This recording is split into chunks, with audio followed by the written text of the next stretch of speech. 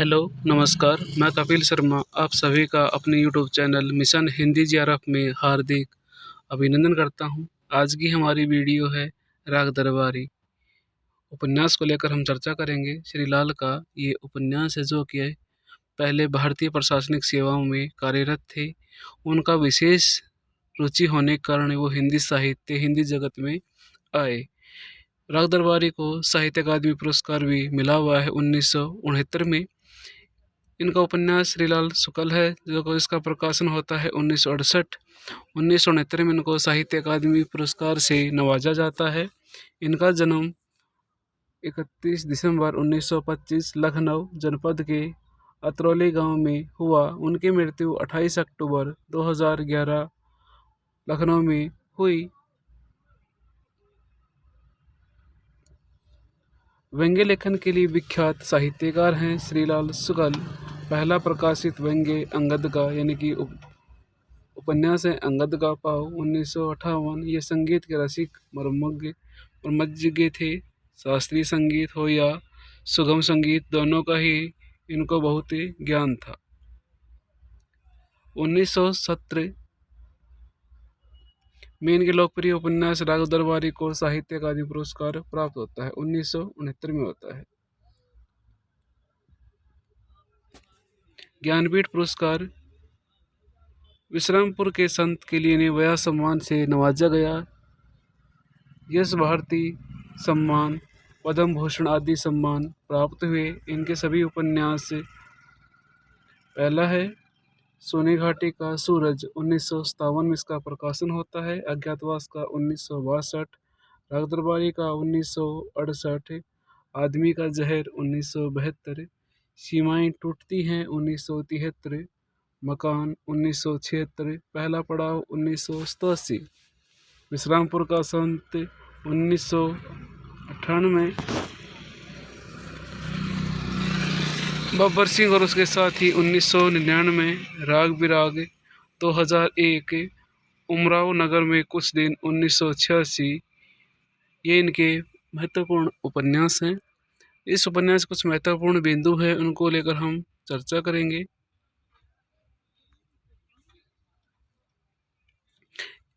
क्या है इसमें लेखक ने स्वतंत्रता के बाद के भारत के ग्रामीण जीवन की मूल्यहीनता का बड़ा ही सटीक वर्णन इन्होंने किया है। किसमें? राग दरबारी में।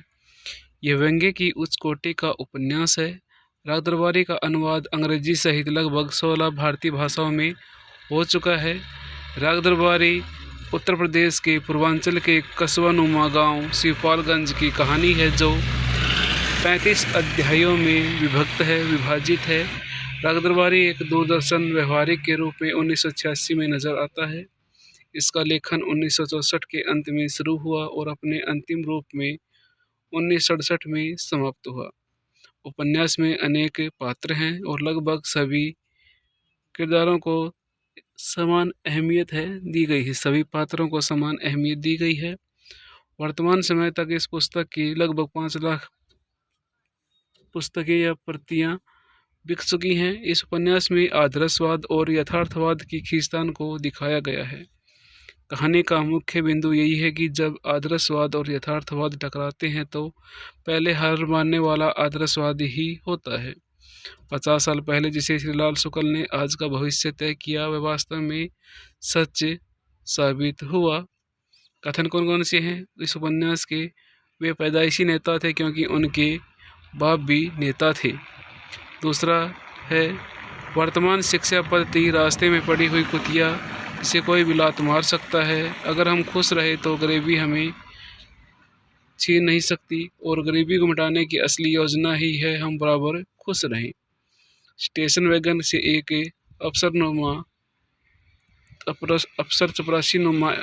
अफसर उतरे। चपरासी और गलियों का मौलिक महत्व आवाज़ की ऊंचाई में है।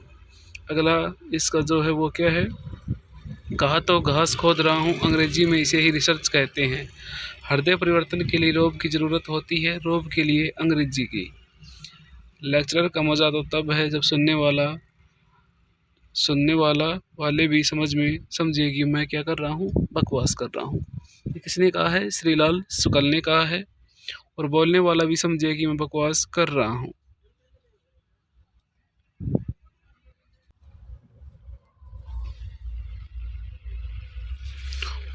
और बोलने वाला भी समझे कि मैं बकवास कर रहा हूँ। वास्तव में कई सालों से गांव वालों को फुसला कर बताया जा रहा था कि भारतवर्ष एक खेतीहर है।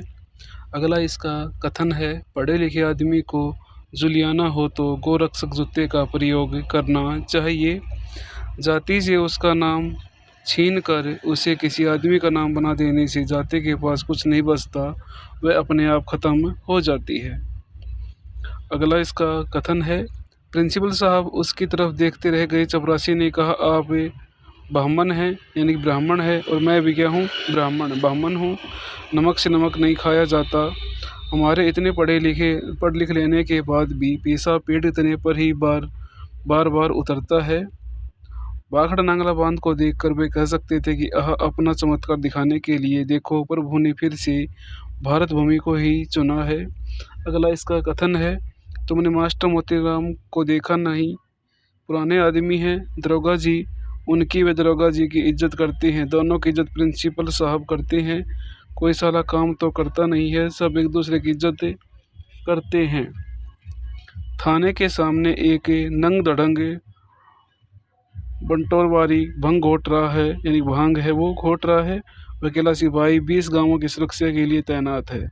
जिस हालात में जहां है वही वे 20 गांवों के अपराध को रोक सकता है। अपराध हो गया तो पता लगा सकता है तथा अपराध न हुआ तो उसे करा सकता है। ये किसकी है? श्रीलाल शुक्ल ने अपने उपन्यास में कहे हैं। राग दरबारी गांव की कथा, राग दरबारी जो उपन्यास वो किसकी गांव की कथा है। ये कथन है किसने कहा है? रविंद्रनाथ त्यागी ने कहा है। इस उपन्यास में कुछ पात्र हैं। रंगनाथ इतिहास में पात्र है, एमए करने के शोध कार्य कर रहा है। उपन्यास का मुख्य बाद पीएचडी रंगनाथ स्वास्थ्य लाभ हेतु अपने मामा वैद्य जी के गांव शिवपालगंज आता है। गांव में व्याप्त भ्रष्टाचार को देखते हुए भी वो कुछ नहीं कर पाता और समाज का एक नपुंसक विद्रोही नेता सा प्रतीत होता है।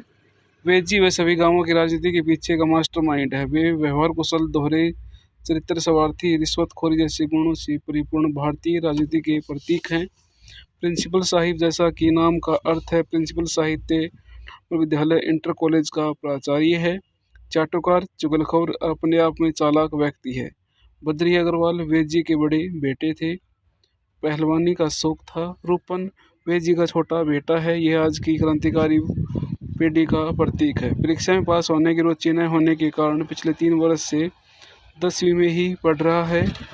खन्ना लेक्चरर, ये इंटरमीडिएट कॉलेज में इतिहास के व्यक्ति हैं, लेक्चरर हैं। शोषित अध्यापक, ईमानदार छोटा पहलवान। गांव की राजनीति में एक सक्रिय पार्टनर बद्री अग्रवाल के साथ राजनीति में सहभागिता है। वैद्य जी द्वारा बुलाई गई बैठकों में लगातार सहभागिता है। जोगनाथ स्थानीय गुंडा हैं, हमेशा नशे में डूबा रहता है। शनिचर इसका असली नाम मंगलदास है, लोग उसे शनिचर बोलते हैं। वैद्य जी का नौकर है। लंगड़ा अस्थायी आदमी का प्रतिनिधि है जो भ्रष्ट व्यवस्था के सामने झुकता है। बेला उपन्यास एकमात्र नारी पात्रा रूपन और बद्री पहलवान के दोनों के साथ प्रेम प्रसंग है। दोनों इसे बाद में छोड़ देते हैं। कथानक, राग दरबारी का कथा का केंद्र शिवपालगंज है। कहानी शुरुआती रंगनाथ के शिवपालगंज आने से होती है। वैद्यनाथ जी का भांजा है। रंगनाथ 5-6 महीने के लिए शिवपालगंज आता है। वह शिवपालगंज की राजनीति को देखकर व्यस्त हो जाता है। वह गांव की बिगड़ी हुई व्यवस्था को सुधारने की कोशिश करता है, किंतु वह सफल हो जाता है। उसके बाद के उसके खुद के मामा वैद्य जी वहाँ के रंगामल इंटर कॉलेज के प्रबंधक हैं और गांव की राजनीति के मास्टरमाइंड भी हैं, जो आधार के नारा लगाते हैं तो असल में कुछ नहीं करते। वैद्य दोनों वैद्य जी के बड़े बेटे पुत्र हैं। बड़ी पहलवान रूपन बाबू की सत्ता के सच्चे अधिकारी भी हैं। रंगनाथ इन सब से भाग जाना चाहता है, किंतु फिर किसी कहने पर उसे एहसास होता है कि यह स्थिति सब जगह होगी, कहीं बड़े तो कहीं छोटे रूप में। यही यथार्थवाद है। रंगनाथ का आदर्शवाद इस यथार्थवाद के सामने हार मान लेता है और गांव छोड़कर आने का फैसला करता है। इस उपन्यास का उद्देश्य क्या है? आज़ादी के बाद भारत के प्रत्येक क्षेत्र में व्याप्त भ्रष्टाचार और विकृतियों को उभार कर दिखाना है। वैद्य जैसे भ्रष्टाचारी दोगी व्यक्ति हर युग में होते हैं। लेखक के शब्दों में वेद जी थे और रहेंगे। उपन्यास पढ़ने के बाद पता चलता है कि वेद जी में दुर्वासा का क्रोध, हिटलर की तानाशाही और नेहरू जैसी झंझलाहट है। यद्यपि इस उपन्यास में आदर्शवाद और यथार्थवाद के बीच की खींचतान को दिखाया गया है। नहीं दिया गया अंचल उपन्यासकार इस उपन्यास में फिर भी उन्नाव जिले के कुछ गांवों के नाम इस जिले की प्रकृति से मेल खाती चरित्र वस्तु स्पष्ट कर देती है कि उन्नाव, फतेहपुर और रायबरेली में प्रचलित शब्दों के बहुत सटीक प्रयोग ने राग दरबारी के सौंदर्य को बढ़ा दिया है। श्रीलाल शुक्ल ने इस उपन्यास में कहा जा सकता है कि माध्यम से हमारे समाज के चरित्र को सामने रख दिया है। अब यह हम पर निर्भर है कि हम इस समाज को किस दिशा में ले जाते हैं। इसकी भाषा कैसी है? राग दरबारी की भाषा मिथक, शिल्प व दर्शन मुहावरे से गढ़ी है। संख्या श्रीलाल शुक्ल ने जो समीक्षा कथा पत्रिका में किया गया प्रकाशित है, उसमें यह ऐलान किया गया है राग दरबारी बड़ी ऊब और महाग्रंथ है और अपठित रह जाना ही उसकी नियति है। 1975 में नित्यानंद तिवारी ने अपनी टिप्पणी में राग दरबारी के यथार्थ आलोचनात्मक चित्रण की कथन भंगी व्यंग्य लीला की संज्ञा दी है। सामना हमारा समाज नहीं कर पा रहा है। राग दरबारी पर चर्चा के क्रम में अंग्रेजी के जिन विद्वानों का नाम उल्लेख किया गया जाता है उसमें रूपर्ट स्नेल प्रमुख हैं। पेंगुइन से राग दरबारी के अंग्रेजी अनुवाद की प्रकाशन पहले ही 1990 में रूपर्ट नैन्स ने उक्त कृतियों का एक लंबा विवेचनात्मक लेख है वो लिखा है। पहली बार मैं आपसे माफ़ी चाहता हूँ कि इसमें कुछ मिस्टेक है। आगामी वीडियो में सुधार की गुंजाइश है और ध्यान रखा जाएगा कि गलतियाँ न हों। तब तक के लिए खुश रहिए, मुस्कुराते रहिए, जीवन में आगे बढ़ते रहिए। ये राग दरबारी की कुछ महत्वपूर्ण चर्चाएं थी, कुछ इसके कथन थे, कुछ आलोचकों की राय थी। धन्यवाद।